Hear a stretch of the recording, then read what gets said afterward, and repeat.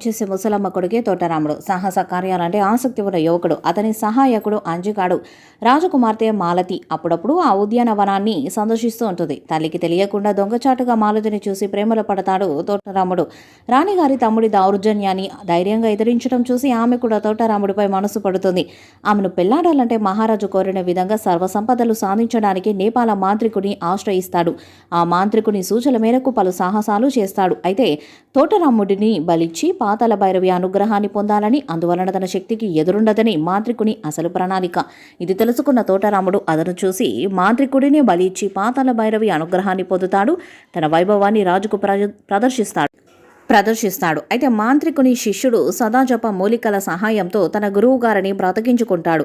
ఇంతలో ఉజ్జయినిలో రాజుగారి బావమరిది పాతాళ భైరవి శక్తిని మాంత్రికునికి అందజేస్తాడు. మాంత్రికుని మాయ వలన ఒక్కమారుగా తోటరాముడి సంపద మాయమైపోతుంది. మాంత్రికుడు వంచనతో పెళ్లిపీటలపైనున్న రాజకుమారిని మాయం చేస్తాడు. మళ్ళీ నిరుపేద అయిన తోటరాముడు తన ప్రేమను దక్కించుకోవడానికి మాంత్రికుని గుహకు వెళ్లి అతన్ని వధించి ఉజ్జయిని రాజకుమారిని వివాహం చేసుకుంటాడు. ఇక్కడితో కథ ముగుస్తుంది. అయితే పాతాళ భైరవి సీక్వెల్ పార్ట్ 1 నుంచి ఎక్కడైతే ముగిసిందో అక్కడి నుంచే కథ మొదలవుతుందని తెలుస్తున్న సమాచారం.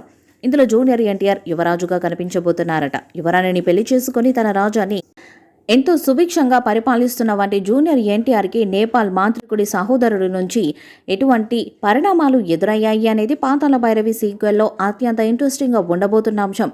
అంతేకాకుండా నేపాల మాంత్రికుడి సహోదరుడు అతడిని మించిన మాంత్రికుడు కాకుండా భూత ప్రేత పిశాచాలను తన ఆధీనంలో ఉంచుకున్నటువంటి భయంకరమైన మాంత్రికుడిగా ఆ పాత్ర ఉండబోతుందంట. అయితే ఈ పాత్రలో ఎవరు నటించబోతున్నారనేది మాత్రం ప్రస్తుతానికైతే గోప్యంగా మూవీ యూనిట్ పెట్టినట్టు సమాచారం. అతి భయంకరమైనటువంటి మాంత్రికుడిని జూనియర్ ఎన్టీఆర్ ఎలా ఎదుర్కొన్నాడనేది పాతాళ భైరవి సీక్వెల్లో రోమాలు నిక్కబడుచుకునే స్థాయిలో అత్యంత అద్భుతమైన యాక్షన్ సీక్వెన్స్తో డైరెక్టర్ సుకుమార్ తెరకెక్కించబోతున్నట్టు టాలీవుడ్ ఫిల్మ్ సర్కిల్స్ నుంచి అందుతున్న సమాచారం.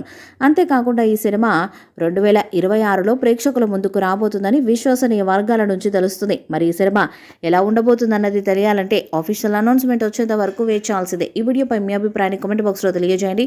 ఈ వీడియో మీకు నచ్చితే లైక్ చేయండి, షేర్ చేయండి, కామెంట్ చేయండి. మరిన్ని అప్డేట్స్ కోసం మన ఛానల్ సబ్స్క్రైబ్ చేయండి. నోటిఫికేషన్స్ కోసం పక్కనే ఉన్న గంట సింబల్ కొట్టండి.